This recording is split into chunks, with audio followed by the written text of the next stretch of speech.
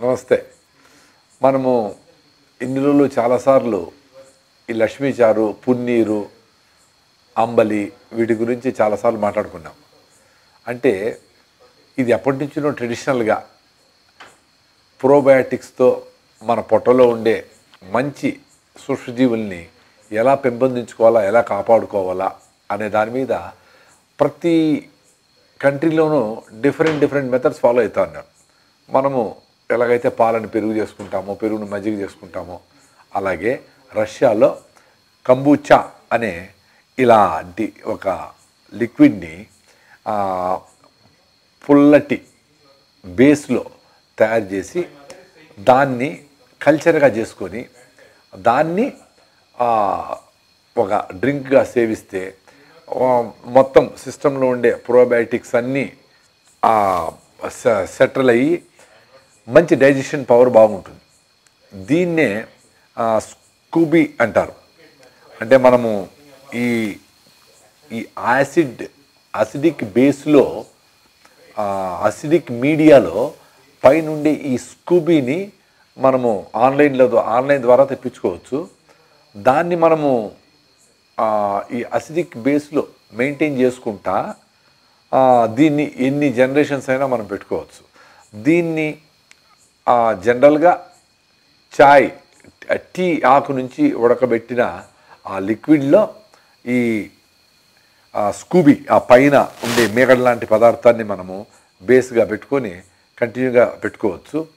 మనము టీని ప్రమోట్ చేయడం లేదు కాబట్టి తులసి కానీ, వట్టివేర్లు కానీ, లెమన్ రాస్ కానీ, అలాంటి ఎనీ మెడిసినల్ బ్రహ్మి ఇలాంటి మెడిసినల్ ప్రాపర్టీస్ ఉండే ఆ మొక్కల్ని కషాయం చేసుకొని దాంట్లో ఈ స్కూబీని కానీ మనం వేసుకుంటే, రష్యా చాలా పెద్ద కంట్రీ కదా, అక్కడ వాళ్ళు తయారు చేసి కొన్ని వందల జనరేషన్స్ నుంచి వాడుతూ ఉండే ఈ స్కూబీని కూడా ఇప్పుడు ఆన్లైన్లో మొత్తం ప్రపంచమంతా అమ్ముతూ ఉంటారు. దాన్ని కూడా మీరు పొట్ట problems, digestive problems,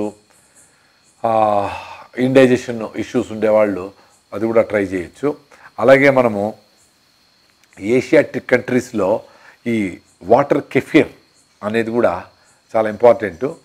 water kefir అనేది మనము సౌత్ అమెరికా కంట్రీలో ఎక్కువగా చూస్తాము.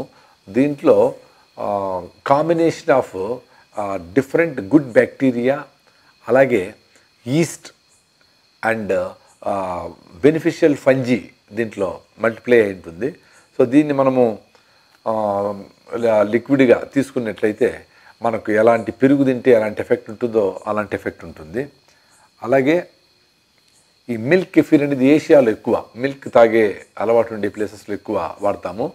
మనం మామూలుగా వాడే పెరుగులో 3 to 4 different strains of lactobacillus మంచి బ్యాక్టీరియా ఉంటే, ప్రోబయాటిక్స్ ఉంటే, దీంట్లో 55 to 60 వరకు మంచి బ్యాక్టీరియా, ఫంజీ, ఈస్ట్లు కలిపి ఉంటుంది. దీన్ని మనం తోడుపెట్టుకొని మంచి పాలలో, దేశీయ పాలు కానీ, లేదు నువ్వుల పాలు, కుసుమల పాలు, మనం ఎంతమంది వేరుశెనగ గింజల పాలు, వాటిల్లో కూడా ఈ మిల్క్ కెఫీర్ని మనము తెప్పించుకోవచ్చు ఆన్లైన్లో. దాంట్లో వేసుకుంటే అద్భుతంగా మీకు ప్రోబయాటిక్స్, పొట్టకి కావాల్సిన డైజెస్టివ్ ఎంజైమ్స్ను ఇంప్రూవ్ చేయడము, పొట్ట లైనింగ్ ఏమైనా డ్యామేజ్ అంటే రిపేర్ చేయడము, ఇవన్నీ ఈ మంచి బ్యాక్టీరియా చేస్తుంది.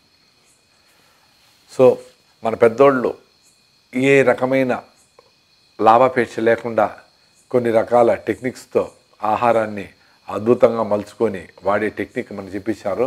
వాటన్నిటినీ మళ్ళీ మనము సింపుల్గా ఇంట్లోనే చేసుకొని మన ఆరోగ్యాన్ని మనం పొందుతాం. Thank you.